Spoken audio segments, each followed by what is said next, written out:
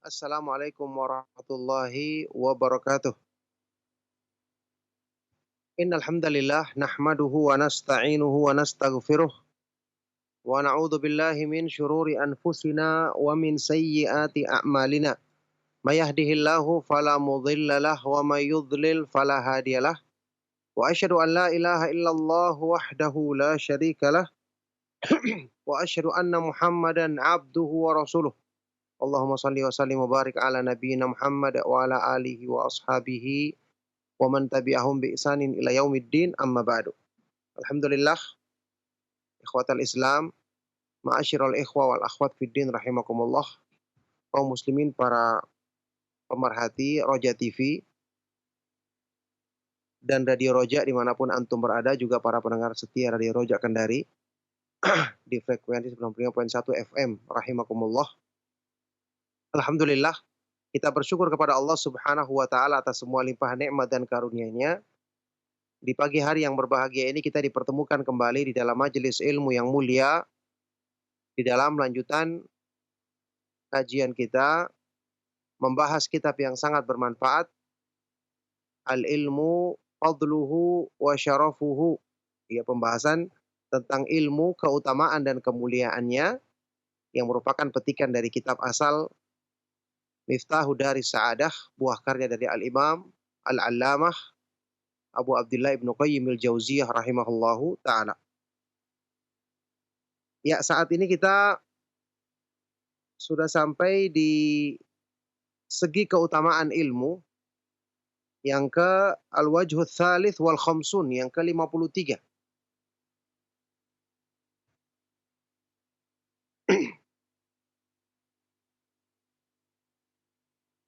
Al-ilmu hakimun ala ma siwahu. Ilmu itu merupakan hakim pemutus bagi yang lainnya. Jadi apa saja yang berhubungan dengan masalah keutamaan misalnya, atau boleh tidaknya sesuatu dilakukan, halal dan haramnya, pemutusnya apa? Ilmu. Dalil yang memutuskannya. Ini menunjukkan keutamaan dan kemuliaan ilmu karena dia menjadi hakim pemutus hukum dari segala sesuatu. Baik.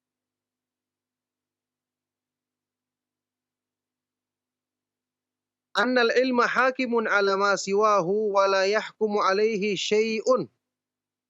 Bahwa ilmu itu adalah hakim pemutus hukum bagi yang lainnya, sedangkan sesuatu yang lainnya tidak bisa menghukumi ilmu. Sesuatu yang selainnya tidak bisa menghukumi ilmu.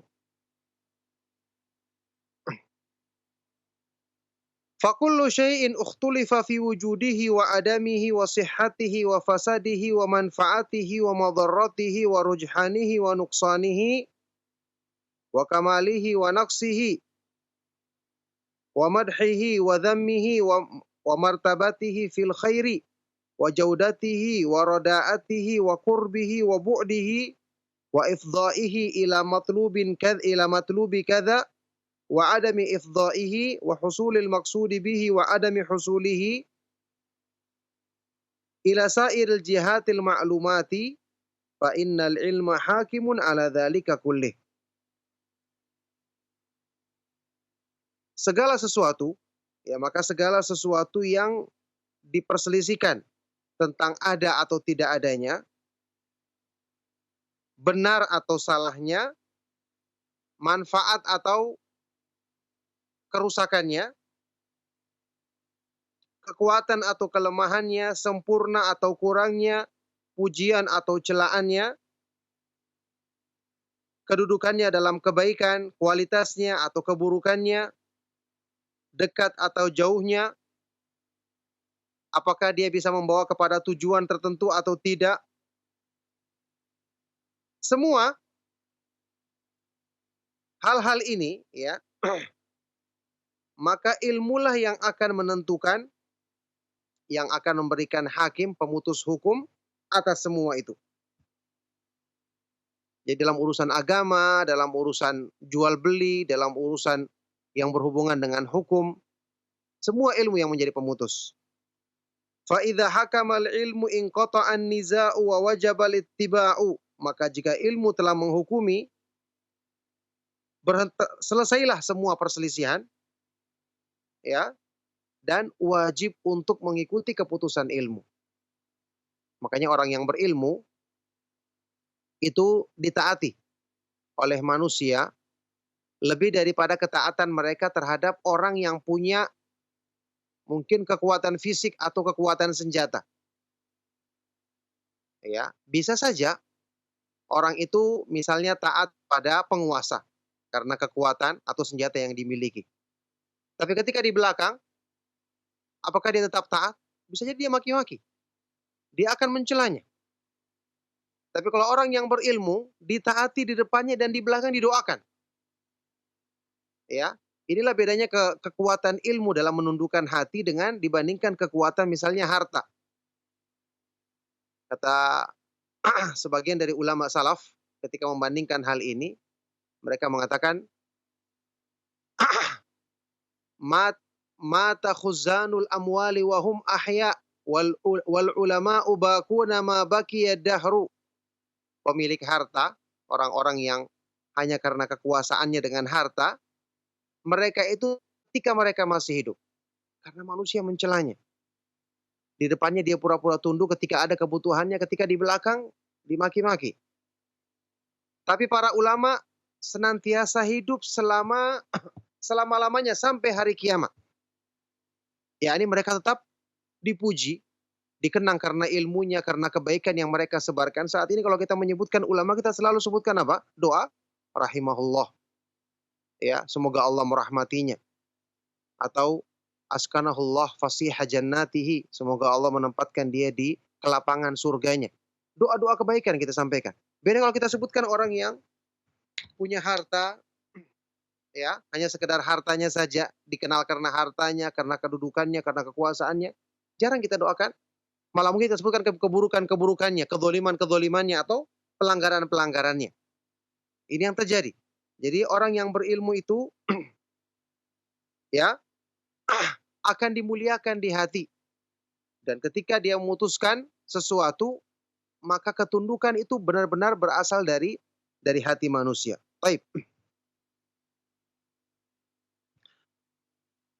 Wa huwal hakimu 'alal mamaliki was siyasati wal amwali wal aqlami.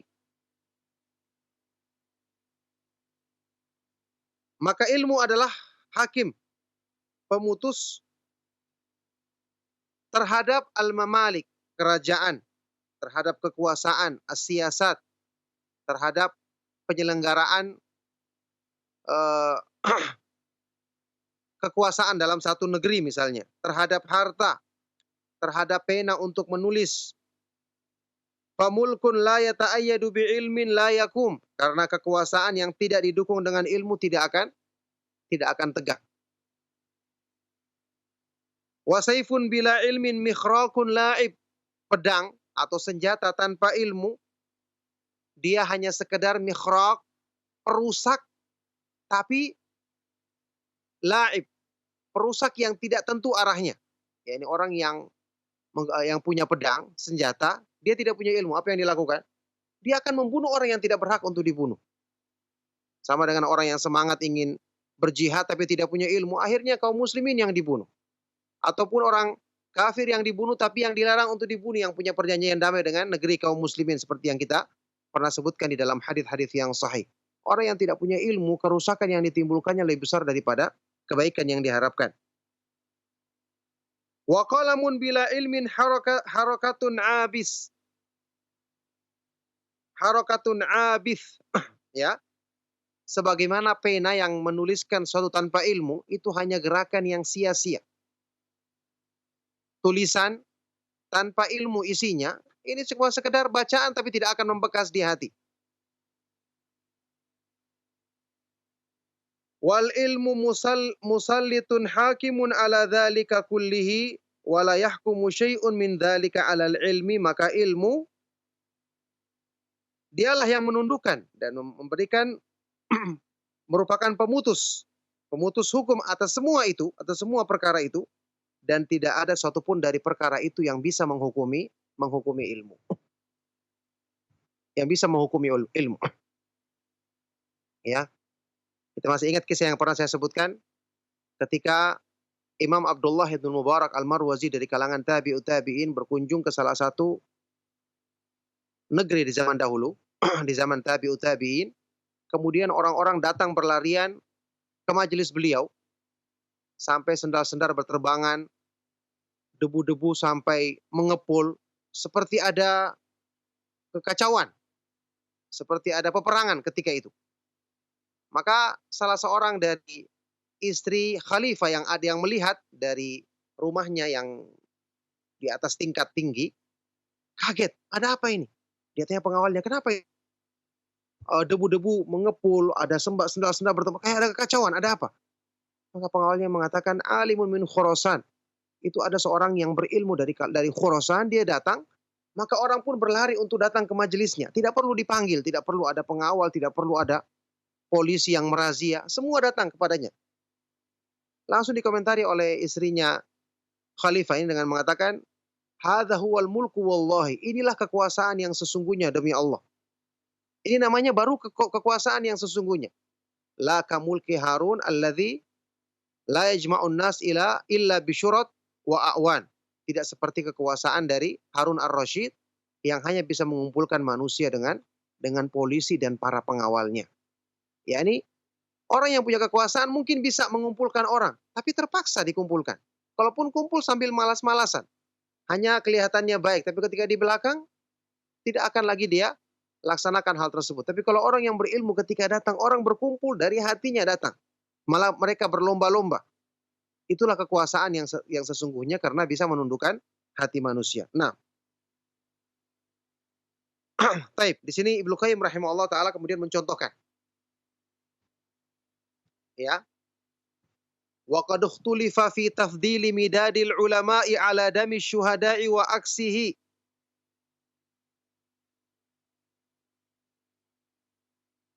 Wa dzukira likulli qaulin wujuhun minat tarjihi wal adillah. Ada perbedaan pendapat di kalangan para ulama tentang dua amal besar dalam Islam. Mana yang lebih utama? Mana yang lebih utama antara midadil ulama, tinta pena para ulama ketika menulis ilmu, dibandingkan dengan dami syuhada, darah pejuang Islam, orang yang berjihad di jalan Allah yang mengalir. Darah yang mengalir dari orang yang mati syahid. Mana yang lebih utama? Apakah tinta pena para ulama ketika menuliskan ilmu atau darah orang yang mati syahid di jalan Allah Subhanahu wa taala ketika berperang di jalan Allah Subhanahu wa taala? Wa dzukira likulli qaulin wujuhun minat tarjihi wal adillah. Dan masing-masing pendapat ya menyebutkan segi-segi atau dalil yang menguatkan pendapatnya. Ada yang mengatakan lebih utama tetesan darahnya orang yang berjuang di jalan Allah.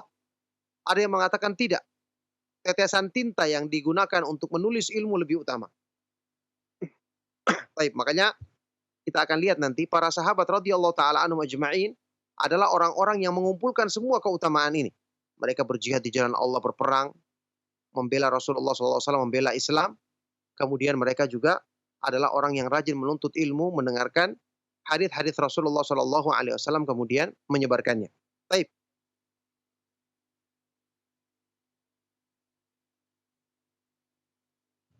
Ibnu Qayyim berkata, wa nafsu hadzal nizai dalilun ala tafdilil ilmi wa martabatihi fa innal hakima fi hadhil mas'alati huwal ilmu fihi wa ilaihi wa indahu yaqa'u at-tahakum wa at-takhasum wal mufaddalu minhuma man hukima lahu bil fadl. Kata beliau sebelum menjawab pertanyaan ini, beliau mengatakan, perbedaan pendapat ini sendiri merupakan dalil tentang keutamaan dan kedudukan ilmu. Kenapa? Karena hakim, pemutus hukum dalam masalah ini adalah ilmu sendiri. Waktu kita bicarakan mana yang lebih utama antara darahnya orang yang mati syahid ketika berperang di jalan Allah dengan tetesan tinta ulama ketika menulis ilmu, apa yang menjadi pemutusnya? Pasti ilmu, harus dalil yang menentukan. Ya, karena yang menentukan, memutuskan hukum dalam masalah ini adalah ilmu itu sendiri. Maka pada ilmulah dan kepada ilmulah terjadi perdebatan dan penentuan hukum, dan yang akan diutamakan adalah apa yang dihukumi oleh ilmu, bahwa itu lebih utama. Sementara yang dibahas ini adalah juga ilmu. Maka di sini ada pertanyaan, fa in qila fa kaifa yuqbalu hukmuhu li nafsihi? Kalau ada yang bertanya, bagaimana bisa diterima hukumnya padahal dia menghukumi dirinya sendiri? Ini kan pembahasan masalah lebih utama mana, ilmu yang ditulis atau orang yang berjihad di jalan Allah kemudian mati di jalan Allah sebagai syahid. Berarti kan ilmu yang dihukumi di sini. Maka bagaimana mungkin ilmu bisa menghukumi dirinya sendiri? Kila jawabannya, wa hadza aidan dalilun ala tafdilihi wa uluwi martabatihi wa syarafihi fa innal hakima innama lam yasug an yahkuma li nafsihi li ajli madhannati tuhmati wal ilmu la talhaquhu tuhmatun fi hukmihi li nafsihi fa innahu idza hakama haka bima tashhadul uqulu wan nadharu bi sihhatihi wa talaqqahu bil qabuli wa yastahilu hukmuhu li tuhmatin fa innahu idza hakama biha in azala an martabatihi wa hatta an darajatihi fa huwa syahidu al muzakki al muaddil wal hakimu alladhi la yajuzu lahu la yajuru wa la yu'zal. Kata beliau, ini juga merupakan dalil yang menunjukkan keutamaan ilmu, tingginya kedudukan dan kemuliaannya. Kenapa? Ya. Seorang hakim misalnya, kata beliau, dia tidak boleh misalnya menghukumi dirinya sendiri. Ada orang yang kedudukannya sebagai hakim atau qadhi dalam Islam. Ternyata perkara yang terjadi pada dirinya sendiri. Kira-kira boleh nggak dia jadi hakim? Tidak boleh kan? Karena yang dibahas dirinya sendiri. Kenapa tidak boleh? Karena madhinnatu tuhmah, ada peluang untuk dia akan membela dirinya, iya kan? Namanya juga dia menghukumi dirinya sendiri atau keluarganya misalnya, kan tidak boleh. Karena pasti ada kecenderungan untuk membela keluarganya. Ada tuhmah di situ, ada kecurigaan padanya. Sedangkan ilmu tidak bisa dicurigai dalam hukumnya meskipun kepada dirinya sendiri. Karena dia ketika menghukumi, maka dia menghukumi dengan sesuatu yang dipersaksikan oleh akal dan pandangan manusia tentang kebenarannya. Akal akan menerimanya. Maka mustahil dia memberikan hukum yang dicurigai. Karena kalau dia memberikan hukum dengan sesuatu yang mencurigakan, itu akan merendahkan kedudukannya. Akan menurunkan derajatnya. Maka ilmu adalah asyahid, saksi, sekaligus muzaki, ya, sekaligus pemberi rekomendasi, dan dia sekaligus adalah penentu hukum yang tidak mungkin berlaku zalim atau berlaku curang dalam hukumnya. Ini sekarang sedang membahas masalah ilmu. Jadi ilmu seperti itu keadaannya. Nah, disinilah seseorang itu ketika dia belajar ilmu agama, karena selama ilmu yang dipelajarinya benar, ya tentu dengan taufik dari Allah Subhanahu wa taala, itu dengan izin Allah akan menjadi sebab yang akan meluruskan akhlaknya. Tadi kan kita bahas ilmu itu tidak akan mungkin menyeleweng. Ilmu itu tidak akan mungkin menyimpang. Bahkan tidak mungkin ada tuhmah atau kecurigaan atau tuduhan padanya. Berarti orang yang belajar ilmu agama dengan benar, dengan niat yang benar, dia selalu berdoa kepada Allah, maka dengan sebab itu akan kekurangan yang ada pada dirinya. Coba antum nanti ketika belajar agama, lihat. Yang tadinya kita malas melaksanakan ibadah, lama-kelamaan jadi rajin. Contoh saja sederhana. Salat 5 waktu, tadinya kita laksanakan mungkin terlambat atau mungkin tunda-tunda waktu, ya. Ketika kita belajar, oh ternyata keutamaannya salat di awal waktu seperti ini. Ternyata menurut pendapat yang terkuat hukumnya wajib. Ternyata manfaatnya seperti ini. Lama-kelamaan kita terbiasa. Bahkan kalau kita terlambat kita merasa berat. Salat sunnah juga seperti itu, yang tadinya belum kita laksanakan, lama-lama kita laksanakan. Perbaikan dari bacaan Al-Quran kita, yang tadinya kita bacanya ya banyak salahnya, lama-lama kita benahi. Ilmu akan meluruskan kita dari dalam diri kita. Karena ilmu itu menundukkan hati manusia. Makanya ilmu akan memperbaiki diri sampai dalam masalah yang berhubungan dengan amal-amal yang besar. Ya, beberapa kali dalam kajian saya menukilkan pernyataan dari Imam Ibnul Mubarak yang mengatakan, Imam Ad-Daraqutni yang mengatakan, talabnal ilma li ghairillah fa aba ayyakuna illa lillah. Kami dulu menuntut ilmu bukan karena Allah. Ini niatnya masih banyak yang menyimpang. Ya. Tapi ilmu itu enggan kecuali membawa kami kepada ikhlas kepada Allah. Jadi ilmu yang membawa mereka. Jadi ilmu itu punya kekuatan untuk menundukkan hati dan mengarahkan hati kepada kebaikan. Nah, makanya ilmu dia tidak bisa dibelok-belokkan. Dia justru akan membawa kita untuk lurus. Kecuali orang yang belajar ilmu tidak benar, orang yang memang ingin menyeleweng dalam niatnya dengan ilmu yang dipelajarinya, maka ilmu dalam hal seperti ini akan meninggalkannya. Kemanfaatan ilmu akan berpaling darinya. Inilah yang saya katakan tadi, kita harus selalu berdoa kepada Allah meminta ilmu yang bermanfaat. Minta agar dijaga dari hal-hal yang menyimpangkan manusia dari kemanfaatan ilmu. Baik. Sekarang pembahasan yang tadi. Ya. Fa in qila, kalau ada yang bertanya kembali, famadha hukmuhu fi hadhil mas'alati allati dzakartumuha? Kalau begitu apa hukumnya ilmu tentang masalah yang kamu sebutkan tadi? Ya, ini masalah apa? Mana yang lebih utama? Pena untuk menulis ilmu yang ditulis oleh para ulama atau darah yang mengalir di jalan Allah dari orang yang mati syahid ketika berperang di jalan Allah?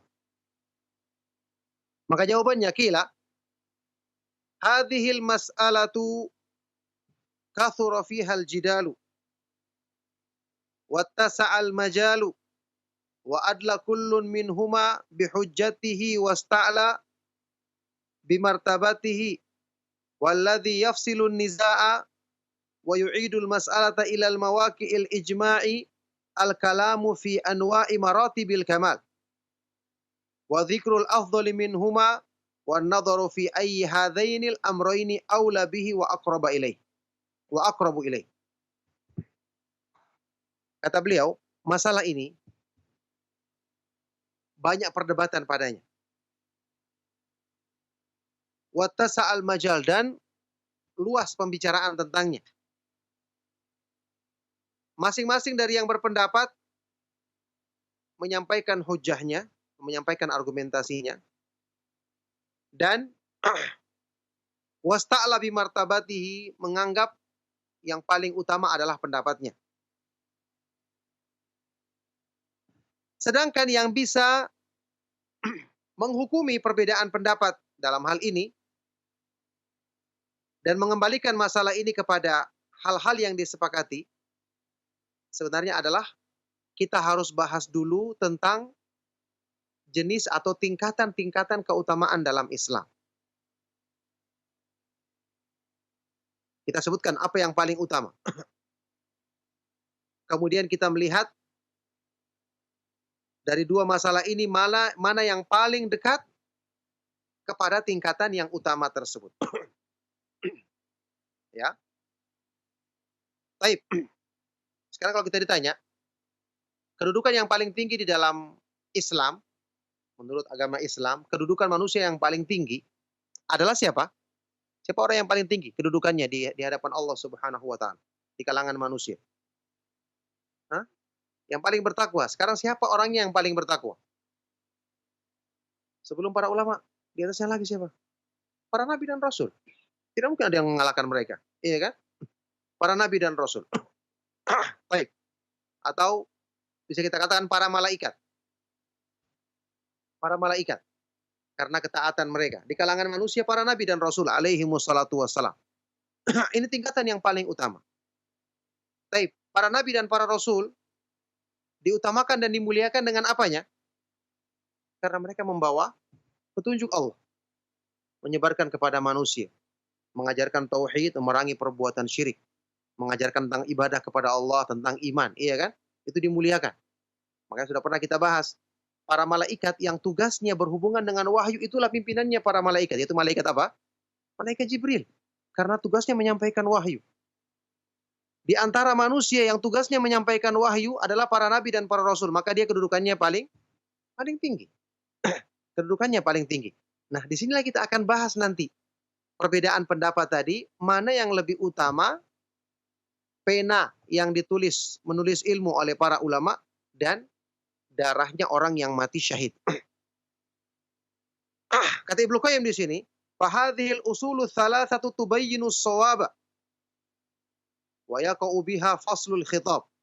Maka 3 perkara inilah yang akan menjelaskan pendapat masalah ini dan akan menjadi sebab putusnya ya perselisihan dalam masalah ini.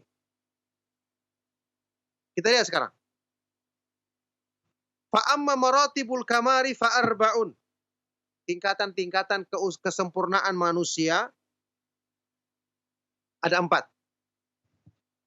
4 tingkatan disebutkan dalam Al-Quran. Pertama apa? An-nubuwah. Tingkatan kenabian dan kerasulan. Ini disepakati oleh para ulama. Nabi dan Rasul tidak ada yang lebih utama dibandingkan mereka. Makanya pendapat sebagian dari orang-orang ahlul bidah yang mengatakan wali lebih utama dibandingkan Nabi. Ini pendapat yang bisa jadi kufur. Menyelisihi ijma, kesepakatan para ulama, menyelisihi ayat Al-Quran. Nabi dan Rasul tidak mungkin ada yang melebihi keutamaannya. Ya, mereka berdalil misalnya dengan kisahnya Khadir di dalam surat Al-Kahfi yang Nabi Musa mencari dia. Padahal Khadir adalah seorang nabi, nabi yang mulia. Ayat Al-Quran sendiri menyebutkan bahwa dia mendapatkan wahyu dari sisi Allah Subhanahu wa taala. Jadi Khadir adalah nabi Allah Subhanahu wa taala yang mulia. Nah, jadi yang pertama an-nubuwah, tingkatan kenabian. Yang kedua as-siddiqiyah, tingkatannya orang-orang siddiq. Siddiq itu diambil dari kata-kata as-sidq, jujur. Ya, ini benar. Dia benar dalam imannya, benar dalam ucapan dan perbuatannya, benar dalam ketakwaannya, keikhlasannya, itu namanya siddiq.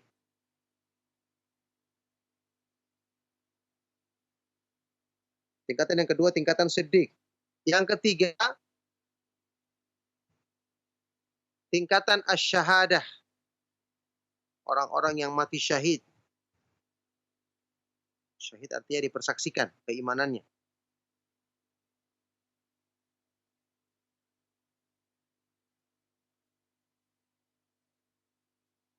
Yang keempat, tingkatan al-wilayah. Al-wilayah ini wali. Ya, orang-orang yang dicintai oleh Allah, orang-orang yang soleh. Ya, semuanya orang yang soleh, tapi kesolehan kan juga bertingkat-tingkat begitu.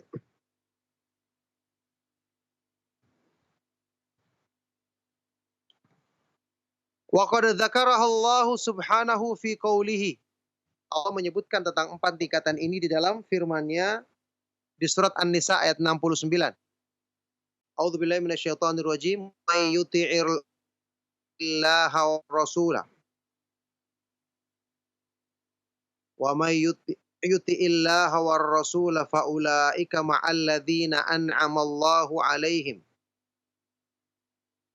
minan nabiyyina was-siddiqina wasyuhada'i was-salihin wa hasuna ulaika rafiqa dzalikal fadlu minallah wa kafa billahi alima. An-Nisa ayat 69 ini adalah tafsir dari surat Al-Fatihah. Siratal ladzina an'amta 'alaihim, ya. Tunjukkanlah kepada kami jalan yang lurus, yaitu jalannya orang-orang yang telah Engkau beri nikmat kepada mereka. Siapa yang Allah beri nikmat? Yaitu para nabi, orang-orang yang siddiq, orang-orang yang mati syahid, dan orang-orang yang saleh yang disebutkan di ayat ini.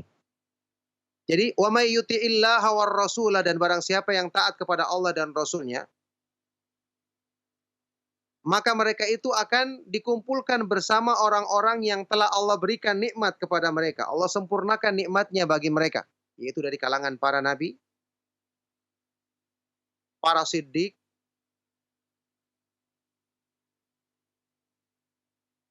orang-orang yang mati syahid, dan orang-orang yang soleh. Dan mereka itu adalah sebaik-baik teman. Itulah karunia dari Allah, dan cukuplah Allah Subhanahu wa Ta'ala yang Maha Mengetahui. Nah,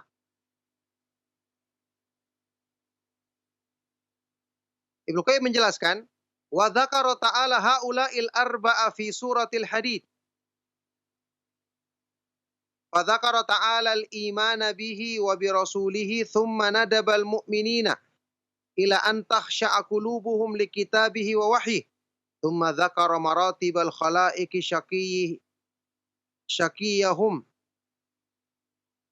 syaqiyihim wa sa'idihim faqala innal musaddiqina wal musaddiqati wa aqradullaha qardan hasanan yudha'afu lahum ajrun karim walladzina amanu billahi wa rusulihi ulaika humus siddiqun wasyuhada'u 'inda rabbihim lahum ajruhum wa nuruhum walladzina kafaru wa kadzdzabu biayatina ulaika ashabul jahim. Allah Subhanahu wa Ta'ala menyebutkan 4 golongan manusia ini juga di surat Al-Hadid. Surat Al-Hadid ayat ke-18 sampai 19.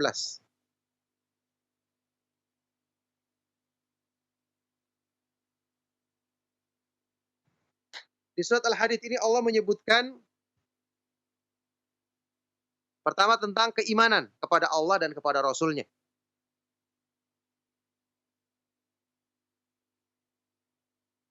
Kemudian Allah motivasi orang-orang yang beriman untuk agar hati mereka itu tunduk kepada Al-Quran dan kepada wahyunya. Setelah itu kemudian Allah menyebutkan tingkatan-tingkatan manusia yang celaka dan yang berbahagia. yakni yang selamat dan yang celaka, yang sengsara. Allah berfirman di surat Al-Hadid tadi ayat ke-18-19. Innal musaddiqina wal musaddiqati. Sesungguhnya orang-orang yang beriman dengan benar, membenarkan Allah dan Rasul-Nya, laki-laki maupun perempuan. Yang kemudian mereka aqradullah, memberikan pinjaman yang baik kepada Allah, yakni mengorbankan harta dan apa yang mereka miliki di jalan Allah, akan dilipat gandakan pahala mereka dan mereka mendapatkan keutamaan yang agung, keutamaan yang mulia. Dan orang-orang yang beriman kepada Allah dan Rasul-Nya, mereka inilah orang-orang siddiq.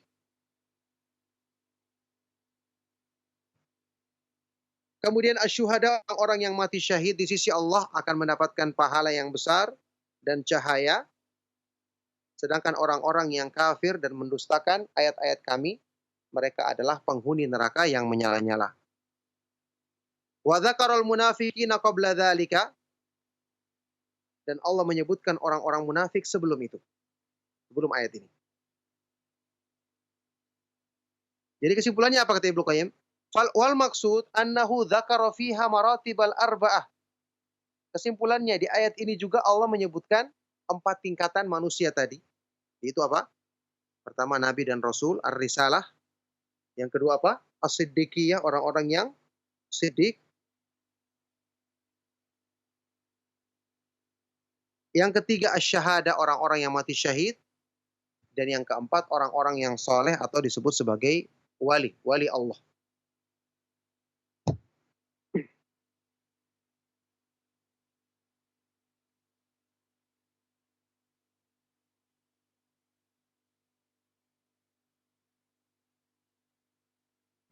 Baik. Sekarang kita lihat. Fa'a'la hadhil maratibi an-nubuwatu war risalah. Maka tingkatan yang paling tinggi di antara 4 tadi adalah apa? Tingkat apa? Nabi dan Rasul. Karena kerasulan. Ini sudah disepakati. Tidak ada perbedaan pendapat. Wa yaliha, kemudian yang kedua apa? Siddiq. Ya kan? Tingkatan siddiq. Kata Ibnu Qayyim, as-siddiquna hum a'immatu atba'ir rusul wa darajatuhum a'la darajati ba'dan nubuwah. Maka siddiqiyah, tingkatan kedua adalah siddiqiyah.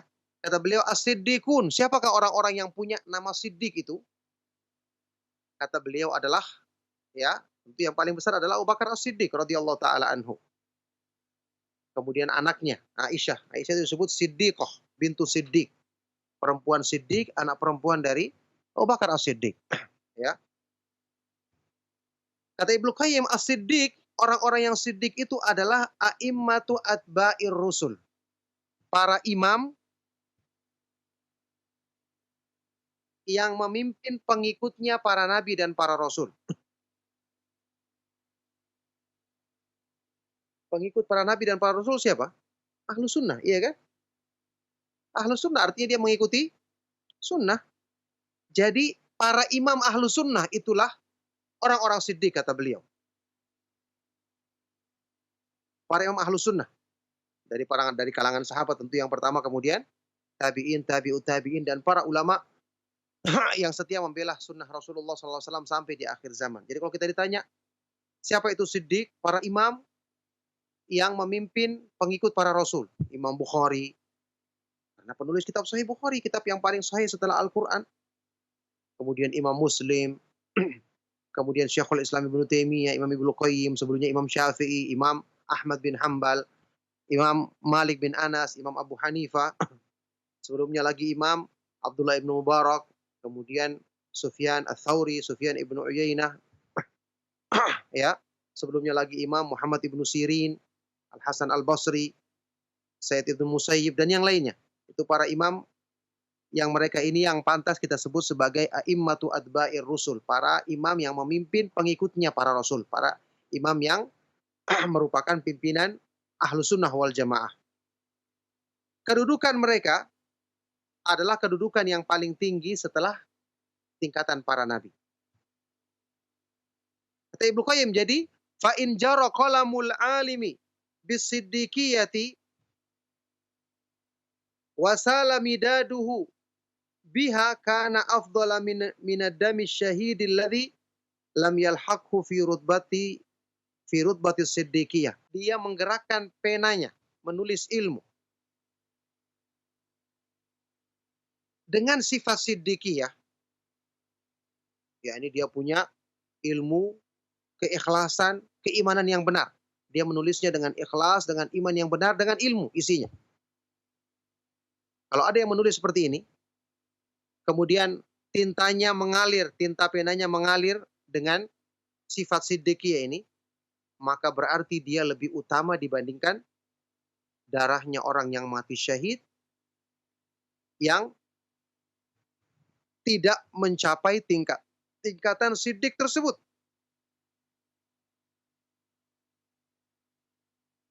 Tapi bisa jadi sebaliknya.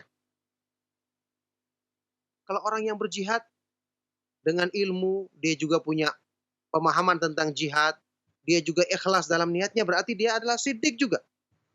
Makanya sebaliknya tadi kata Ibnu Qayyim, fa in sala damu syahid bisiddiqiyah. Sebaliknya, kalau darahnya orang yang mati syahid itu mengalir dengan sifat siddiq,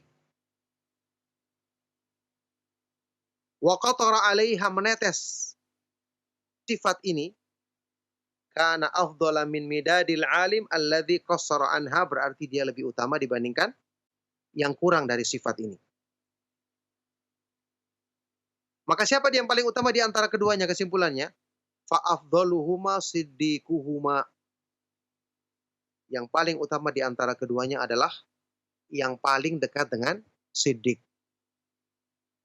Antum perhatikan, orang yang berilmu itu ketika menghukumi sesuatu, dia benar-benar sesuai dengan ilmu. Tidak asal bicara. Ya.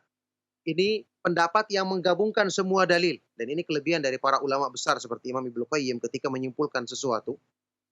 Ibnu Taimiyah dan yang lainnya, mereka selalu benar-benar mengumpulkan dalil sehingga memuaskan semua pihak yang berselisih, begitu. Fa in istawaya fis siddiqiyati istawaya fil martabati wallahu a'lam. Kalau mereka keduanya sejajar atau sama dalam sifat siddiqnya, berarti kedudukannya juga sama, wallahu taala alam.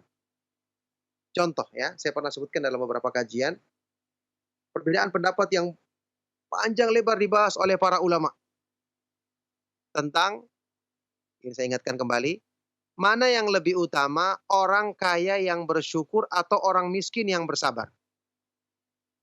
Orang yang miskin yang bersabar ada keutamaannya, orang kaya yang bersyukur juga ada keutamaannya, masing-masing punya dalil. Ada yang memilih ini yang lebih utama, ada yang memilih ini yang lebih utama. Ya, ini dalilnya banyak. Ketika dihukumi oleh para ulama yang terkenal dengan ketelitian dalam pendapat seperti Imam Ibnu Qayyim, Syekhul Islam Ibnu Taimiyah, Ibnu Muflih muridnya dan yang lainnya, mereka memberikan hukum yang benar-benar meliputi semua pendapat. Apa kata beliau? Kata Ibnu Qayyim menyimpulkan, yang paling utama adalah yang paling dekat dengan firman Allah Subhanahu wa taala, "Inna akramakum indallahi atqakum." Sesungguhnya yang paling mulia di antara kalian di sisi Allah adalah yang paling bertakwa. Sabar dan syukur kan dua-duanya sifat takwa, iya kan? Orang miskin kalau sabarnya lebih besar dibandingkan orang kaya yang kurangnya bersyukur, yang syukurnya lebih kurang, berarti lebih utama mana? Orang miskin yang bersabar, sabarnya lebih besar. Ada orang kaya yang syukurnya tinggi dibandingkan orang miskin yang sabarnya kurang, lebih utama mana? Berarti orang kayanya lebih utama. Jadi bukan kembali kepada kaya atau miskinnya, tapi kembali kepada sifat takwa yang ada pada dirinya. Makanya kalau ada orang miskin yang dia bisa bersabar dan bersangka baik kepada Allah, ini lebih utama dibandingkan orang-orang yang punya kelebihan tapi tidak pandai mensyukuri kelebihan tersebut.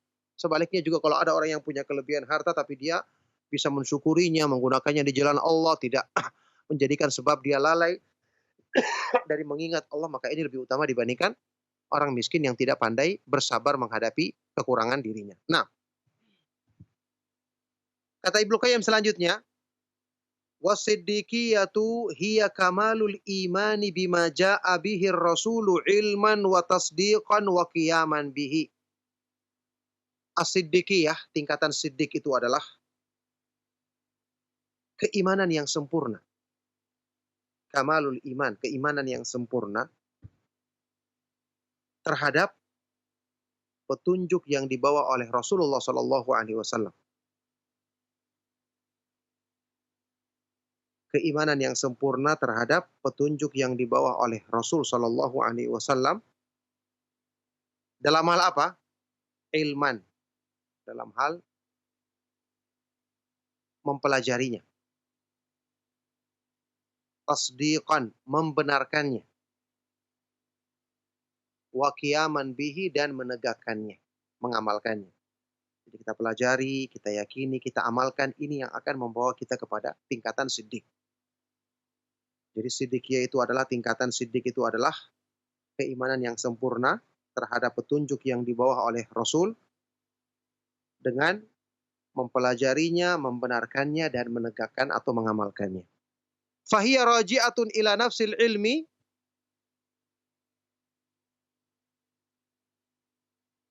maka berarti siddiqiyah ini juga kembali kepada ilmu tadi. Keutamaan ini, keutamaan tingkatan ini kembali kepada ilmu. Fakullu man kana a'lama bima jaa'a bihi Rasul sallallahu alaihi wasallam akmala tasdiqan lahu wa akmala tasdiqan lahu kana atamma siddiqiyatan. Maka semakin seseorang itu, setiap orang yang keilmuannya lebih tinggi, keilmuannya tentang petunjuk yang dibawa oleh para Rasul lebih tinggi dan lebih sempurna dalam membenarkannya, berarti dia siddiqnya lebih kuat juga. Jadi orang yang paling berilmu dan orang yang paling meyakini, membenarkan petunjuk yang dibawa oleh para Rasul alaihi wassalatu wassalam, maka dia tentu yang paling kuat siddiqnya. Makanya kita tahu Abu Bakar As-Siddiq kan dinamakan As-Siddiq karena ketika Nabi SAW membawa petunjuk, orang mendustakan, orang menolak. Cuma Abu Bakar As-Siddiq yang mengatakan itu benar. Sampai pun dia mengatakan lebih daripada itu, maka itu benar. Ini luar biasa. Makanya beliau adalah As-Siddiqul Akbar, ya. Siddiq yang paling besar, ya, Abu Bakar As-Siddiq radhiyallahu taala anhu. Kana atamma siddiqiyatan, maka dialah orang yang paling sempurna sifat siddiqnya. Fas-siddiqiyatu syajaratun usuluhal ilmu. Ibnu Qayyim di sini menyimpulkan. Maka siddiqiyah, derajat siddiq, ibaratnya dia adalah syajarah pohon. Usuluhal ilmu, yang akar-akarnya adalah ilmu. Pohon yang akarnya adalah ilmu. Wa furu'uhat tasdiq. Cabang-cabangnya adalah at-tasdiq, membenarkan, meyakini. Wa thamratuhal amal, dan buahnya adalah amalan soleh. Jadi untuk mencapai tingkatan siddiq, kita harus belajar. Mengkaji Al-Quran dan Sunnah.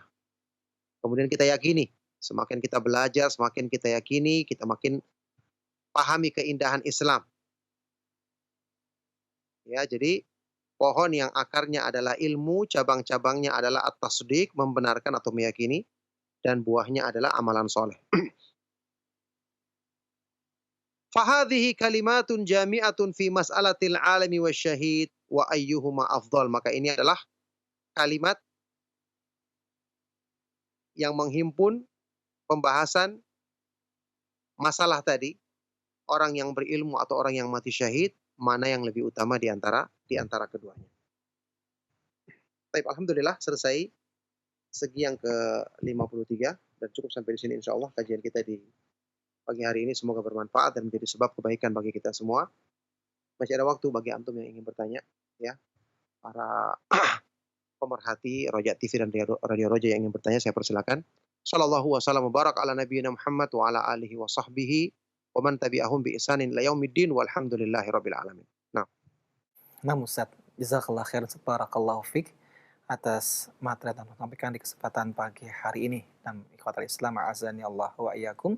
Untuk berikutnya kami buka sesi interaktif soal jawab. Bagi Anda yang ingin bertanya, Anda bisa menghubungi kami. Ya, silakan. Halo, Assalamualaikum Ustaz. Waalaikumsalam warahmatullahi wabarakatuh. Dengan siapa Ibu dan berada di mana? Dengan Ummu Abdurrahman, Tangerang Ustaz. Ya, silakan Ummu Abdurrahman.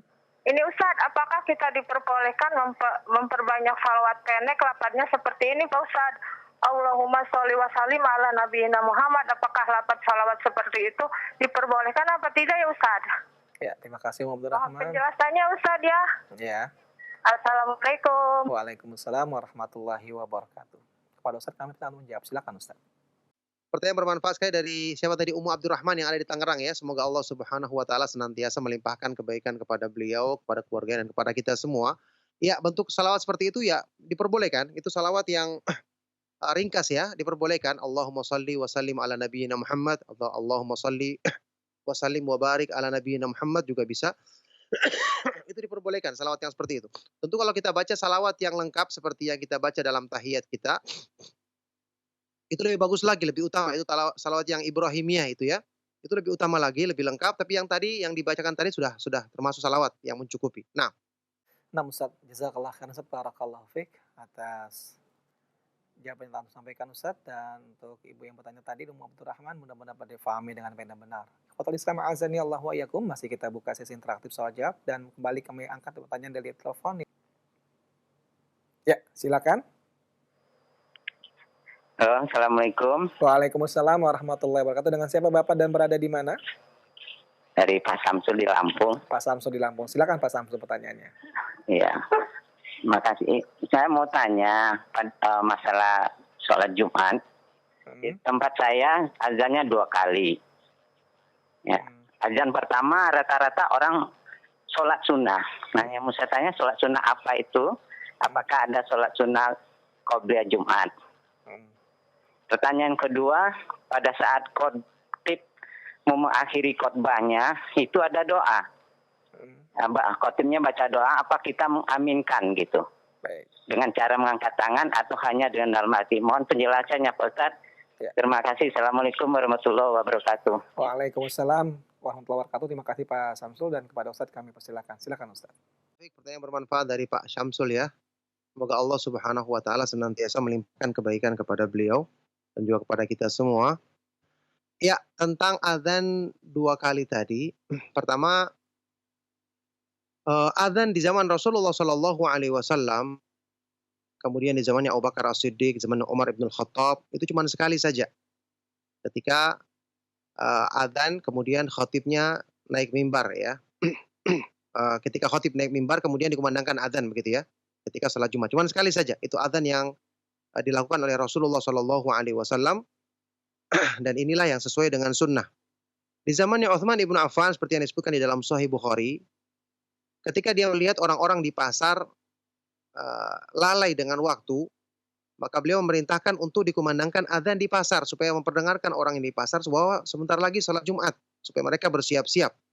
Sehingga jaraknya memang agak lama antara adzan pertama dan adzan yang kedua yang dipraktekkan di zamannya Utsman ibnu Affan tersebut. Dan ini termasuk kata para ulama kalau kita praktekkan seperti ini termasuk bukanlah perkara yang salah karena ini juga tidak diingkari oleh para sahabat di zaman tersebut. Ya, di zaman yang Utsman bin Affan, para sahabat yang masih hidup tidak mengingkarinya. Baik.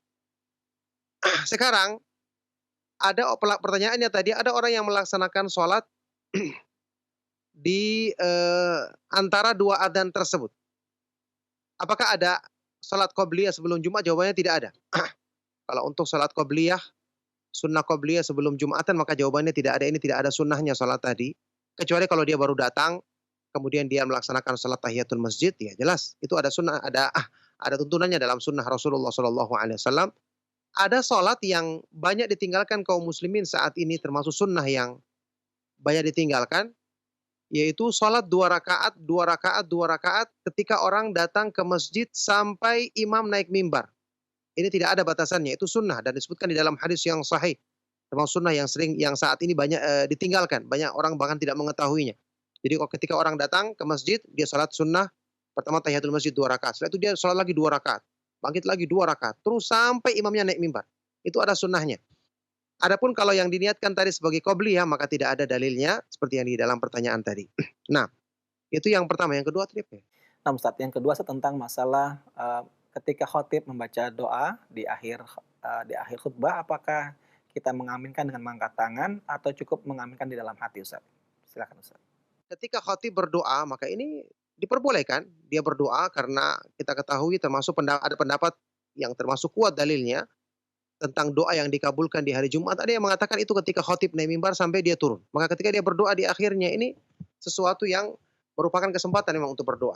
Cuma makmumnya tidak boleh mengaminkan, tidak boleh mengangkat tangan. Ya. Karena dalilnya apa? Rasulullah Shallallahu alaihi wasallam saja melarang kita menegur orang yang bermain. Menegur orang itu nahi mungkar, melarang dari kemungkaran. Maka yang kedudukannya di bawah itu tidak boleh kita lakukan. Tidak, kita cukup mendengarkan saja, tidak perlu kita aminkan, tidak perlu kita angkat tangan. Bahkan kalau ada yang datang mengucapkan salam, tidak kita jawab salamnya dalam kondisi kita sedang mendengarkan khutbah karena kewajiban mendengarkan khutbah itu sangat tinggi sampai melarang orang yang berbuat salah saja kita dilarang saking pentingnya mendengarkan khutbah. Oleh karena itu tidak kita mengaminkan, tidak kita angkat tangan. Ini pendapat yang disampaikan oleh Syekh Al-Albani rahimahullah taala. Nah, Ustaz, jazakallah khairan, barakallahu fik atas jawaban yang telah sampaikan. Demikian jawaban untuk Pak Samsul di Lampung, mudah-mudahan dapat difahami dengan baik dan benar. Amin khotal Islam azan ya Allah wa yakum. Masih kita angkat pertanyaan berikutnya. Bagi Anda yang ingin bertanya, dipersilakan. Assalamualaikum. Waalaikumsalam warahmatullahi wabarakatuh. Dengan siapa Bapak dan berada di mana? Ahmad di Tangerang. Pak Ahmad di Tangerang. Silakan Pak Ahmad.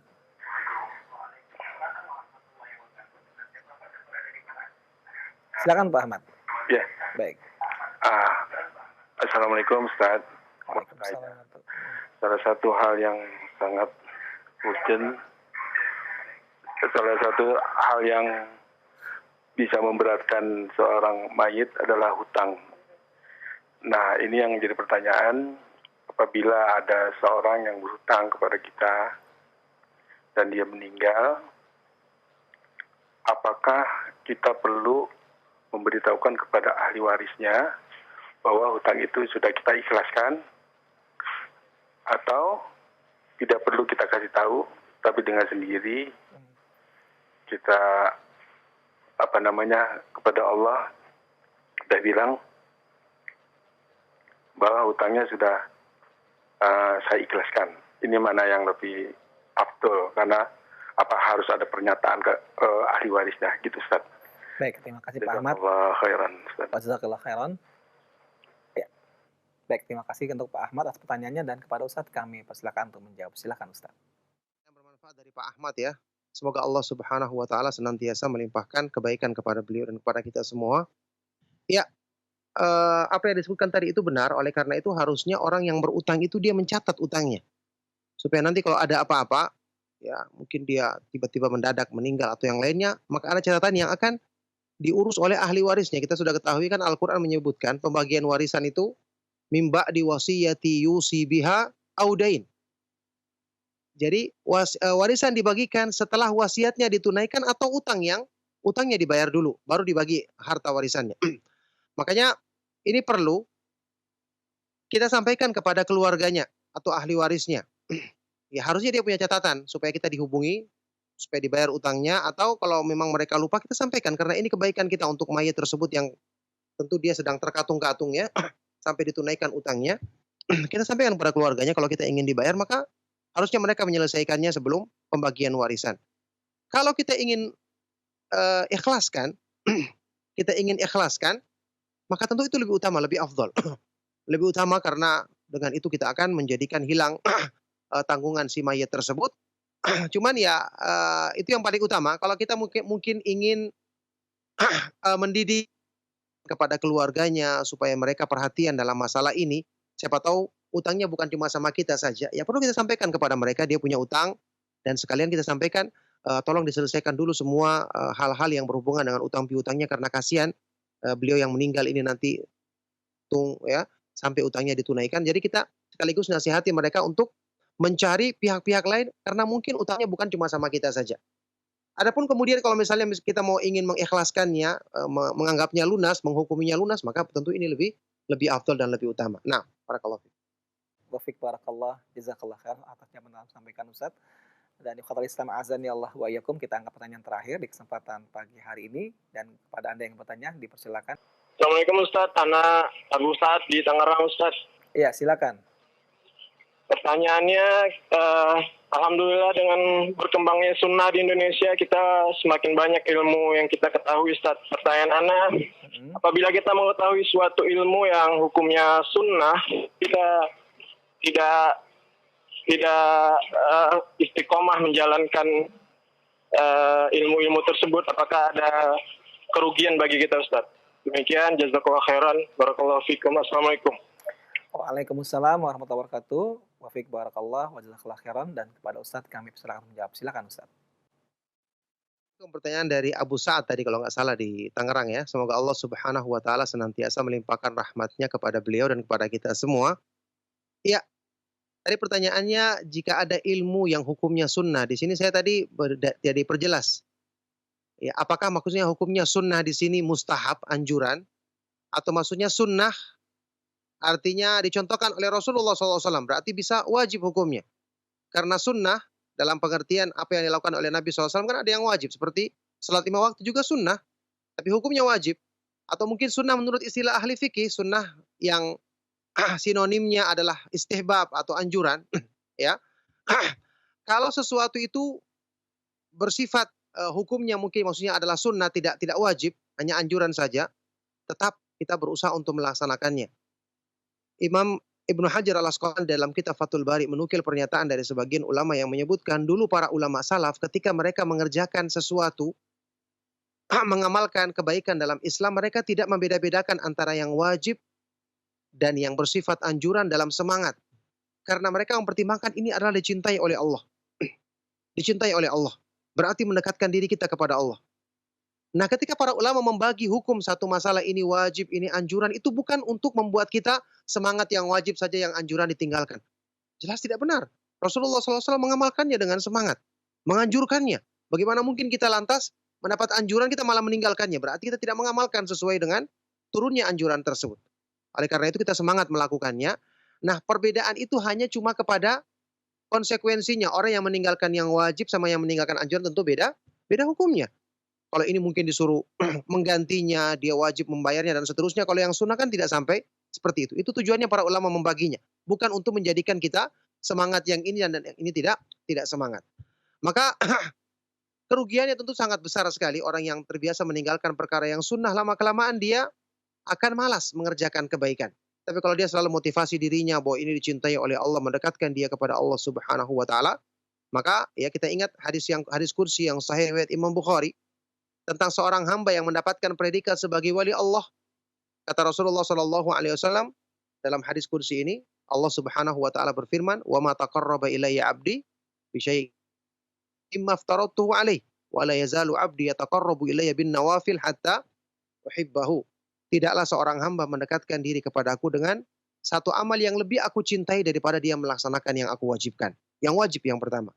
Kemudian senantiasa hambaku mendekatkan diri kepadaku dengan hal-hal yang aku anjurkan, yang sunnah tadi, sehingga aku pun mencintainya. Maka tidak akan bisa mencapai kecintaan Allah kecuali orang-orang yang menjaga amalan-amalan yang wajib, melaksanakan amalan yang sunnah. Ini akan mencapai derajat kewalian yang sempurna di sisi Allah Subhanahu wa taala. Demikianlah ini pertanyaan yang terakhir dari perjumpaan kita, semoga bermanfaat untuk kebaikan dunia dan akhirat kita. Mohon maaf jika ada yang salah dan kurang. Kita akhiri sallallahu wasallam wa barak ala nabiyina Muhammad wa ala alihi wa ashabihi wa man tabi'ahum bi ihsanin ila yaumiddin walhamdulillahi rabbil alamin. Subhanakallahumma wa bihamdika asyhadu an la ilaha illa anta astaghfiruka wa atubu ilaik. Wassalamualaikum warahmatullahi wabarakatuh.